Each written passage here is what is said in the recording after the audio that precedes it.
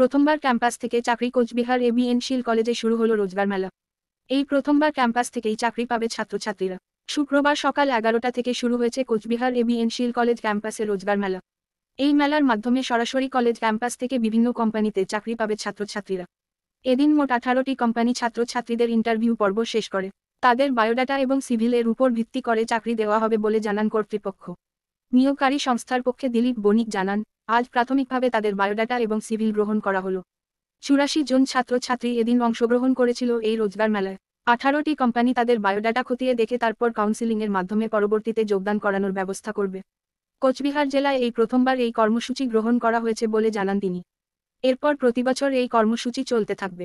ধীরে ধীরে ছাত্রছাত্রী সংখ্যা বাড়বে এবং সেই সঙ্গে বাড়বে কোম্পানির সংখ্যা।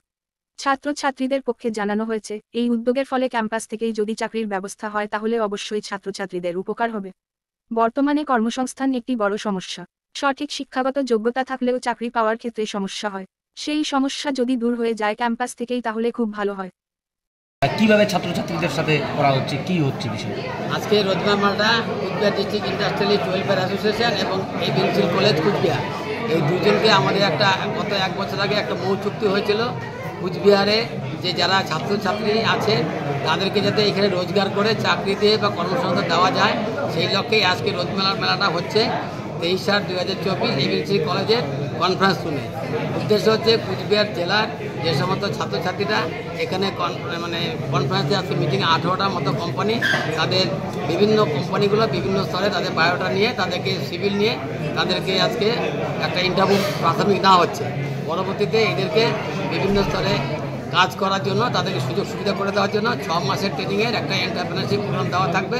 পরবর্তী 6 মাস পাস হয়ে তাদের একটা মিনিমাম একটা অ্যামাউন্ট তাদেরকে দিয়ে ট্রেনিং করা হবে। তারপরে ট্রেনিংয়ে পাস হয়ে তাদের ফাইনাল জবে যাওয়ার জন্য তাদেরকে চেষ্টা করা হবে। তারাও যাতে এখানে করে, আমরাও যাতে এখানে ভালো শিক্ষক শিক্ষিকা যারা আছেন তাদেরকে সহযোগিতায় এবিএন শীল কলেজের মাধ্যমে আমরা এই রোজগার মেলাটা আয়োজন করেছিল। আমরা তার সঙ্গে সাফল্য করার জন্য চেষ্টা করছি যাতে এখানকার রোজগার সকলে মিলেমিশে হয়। ইন্ডাস্ট্রি, কৃষি এবং শিল্প কুচবিহারে দিতে আরও উজ্জ্বল ভবিষ্যৎ হয়। কুচবিহারকে শিল্পের যে জোয়ার বা শিল্পের যে ভাবনা সেটাকে এগিয়ে নেওয়ার লক্ষ্যেই আমরা কুচবিহার জেলায় এই প্রোগ্রামটা করছি। এর পরবর্তীতে আবার করা হবে।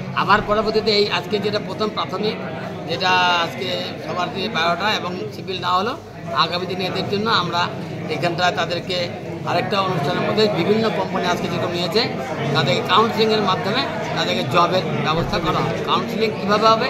যেগুলো কোম্পানি আজকে তারা ইন্টারভিউ নিচ্ছে বা সিভিল নিচ্ছে তারা আগামীতে তাদের নিজে কাউন্সিলিং করে তাদের চয়েস করে তাদের বিভিন্ন দপ্তরে যারা কাজে নেবেন তাদেরকে কর্মসংস্থান তারা একদম কাউন্সিলিংয়ের মাধ্যমে ফাইনাল করবে। আগামী হয়তো 2 দিন আগস্টের মধ্যে কাউন্সিলিং হওয়ার সম্ভাবনা আছে। এখনো পর্যন্ত কতজন ছাত্রছাত্রী এখানে? আমাদের 72 থেকে 84 জনের ছাত্রছাত্রী এখানে আসছে। 72 জন ছিল, বেড়ে 84 জন হয়েছে এই অনুমানিক। তাতে হয়তো কিছু কম বেশি হতে পারে। টোটালটা এবিএন শীল কলেজের ছাত্রছাত্রী। আপনার নাম কি? আমার নাম দিলীপ বণিক, আমি Cooch Behar district industrial welfare association সম্পাদক।